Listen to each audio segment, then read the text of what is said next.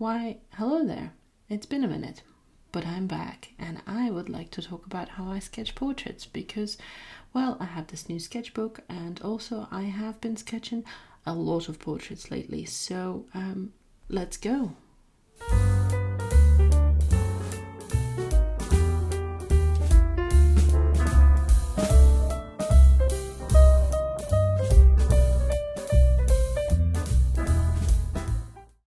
Obviously we need a reference. There we go. I picked that off Pinterest because I liked it. And also she has glasses which actually help us. I'll explain that later. You don't have to start with a circle, but it does help to map out the features.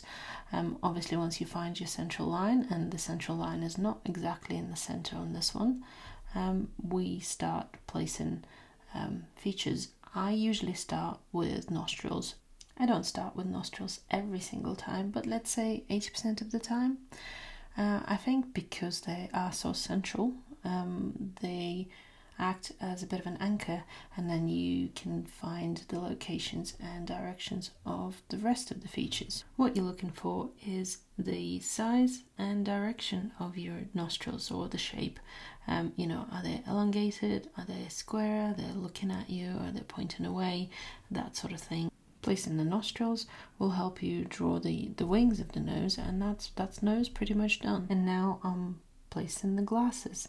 I'm just looking at the location of the bottom of the glasses in relation to the nostrils, and then drawing circles and trying to establish the height of the bridge of the glasses. I'm a very messy sketcher, so when I do this, I'm not going for entire precision. I'm just trying to map out things, the locations, relative sizes, shapes of things. So now I'm going in for the eyes, and obviously because I drew glasses, it's quite easy to see where the eyes sit within them, and also in relation to eyebrows, or in this case the eyebrows in relation to the eyes, as well as in relation to each other. You always need to make sure that the corners of the eyes line up, because they just do. Just get those eyes in line, otherwise it's going to look goofy. I guess the best advice I have ever received, and I can pass on to you with drawing portraits, but also just anything, draw what you see. Draw what you see, not what you think you should be drawing, if that makes any sense. So if you're drawing an eye, don't draw an eye. Draw the shapes and directions that you can see on the reference photo. Try and repeat those, as opposed to actually drawing an eye, if that makes sense, because eyes are quite individual. They're all very different shapes and sizes, and also there could be distortion happening because of the angle or squinting, etc. So just try and repeat the lines of the eye that you see. Hopefully that made sense. If not, let me know in the comments. I rarely get things right on the first try. For example, the location of philtrum, also known as that weird bit between top lip and the nose. I placed it without thinking about its location in relation to the nostrils at first, but then corrected myself. I think of philtrum as the wrong way to the mouth. Once you get the location and the size of it correctly, then it's a lot easier to place the mouth, because then you can just triangulate it, so you know where the top lip is, and then you can indicate the corners of the mouth in relation to the nostrils and the wings of the nose. I most often, god damn, I hate that rubber, it just doesn't work. Rubber malfunction aside, I find it easier to draw the inside of the mouth first, once I've established my corners and the top lip, and then you draw the lips, or the shape of the lips, around the inside mouth line, for lack of a better term. It works exactly the same if the mouth is open. You just have two lines, and then teeth. God, I teeth. Anyone else? Well, we're now getting to the shape of the face, and I do struggle with that one probably the most at the moment. But again, you're looking at the general shape of the face, but also it helps if you look at it from the point of view of the smaller elements. For example, where the ear is, and then the line from the ear to the mouth, and then the shape of the chin, the space between the mouth and the chin, things like that. Just breaking it down into smaller elements. Once I've put down the general outline of this face, I realized that the mouth was just way too big, so my referencing was off. So I did it again, and I think the second time mouth worked better, but as you can see, I'm still following the same formula. It's the corners, the line of the mouth, and then the lips. If you managed to catch any of my shorts lately, of which there have been quite a few, you know that I'm doing the 100 heads challenge. I'm doing it quite slowly, but at the same time I am on number 67, so I've done 67 portraits in the past 4 months. So I've had quite a bit of practice in this sketching business, and I feel like now I'm at the point where, although not perfect, it is now fairly consistent, and I believe that my likeness is starting to get there. I feel like most of the portraits I've done in the past, let's say month, I have been able to convey the likeness. Not perfectly, but you know, it's getting there. I am definitely getting the ethnicity and the gender in the ballpark figure, although yes, I know gender is fluid, so it doesn't really matter, but yes, I feel like I am fairly happy with the results I'm getting lately. The ears, they seem quite complex, but at least their size is fairly easily referenced to the eyebrows and the eyes, and in this case the glasses as well. Now, drawing the hair, I try to follow just the general shape of it as opposed to drawing out all the specific details.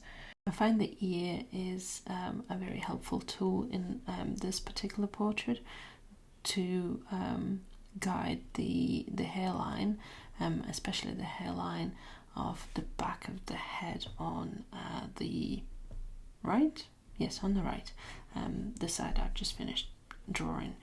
You can see that it almost envelops the ear, so that kind of helped with the likeness.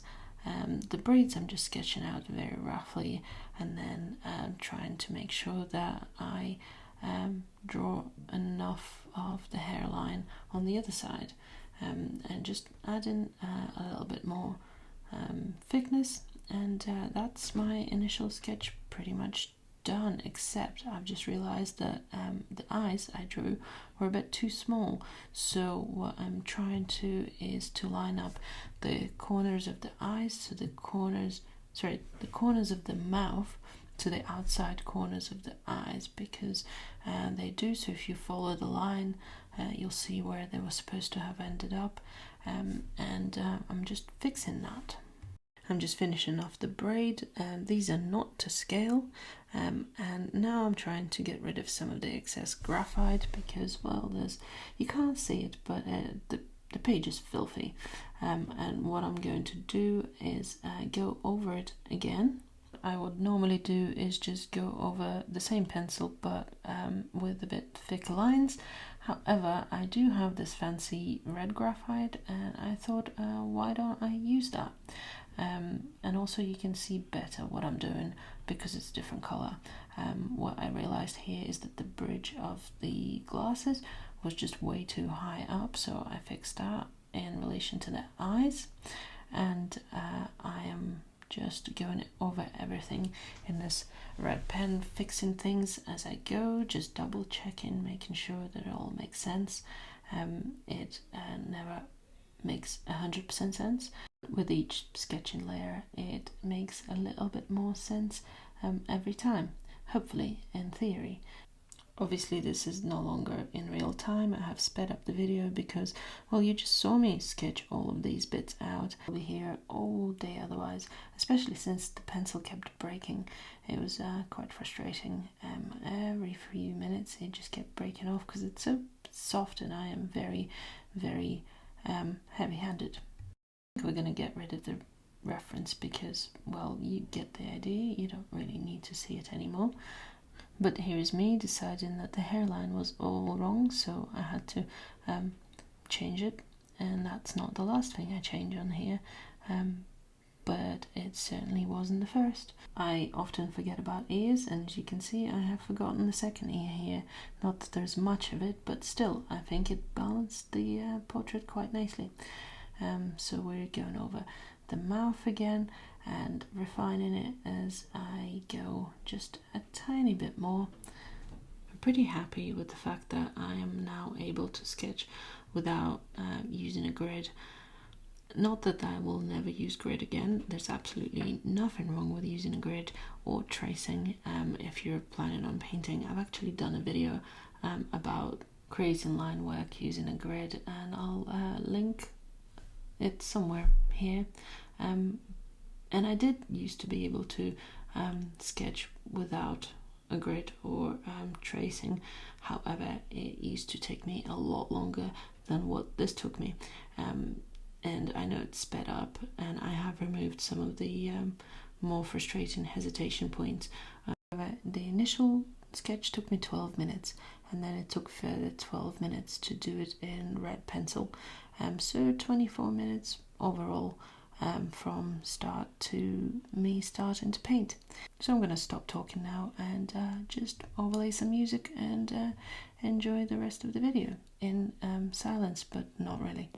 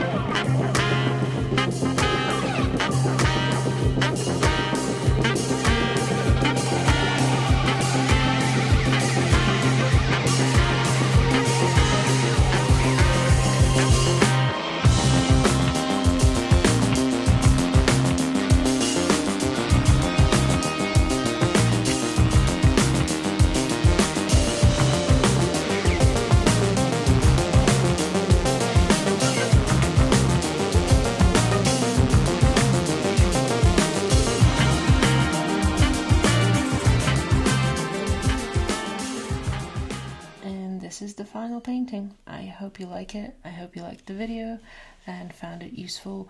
Let me know in the comments, and I'll see you again next time. Thank you, bye.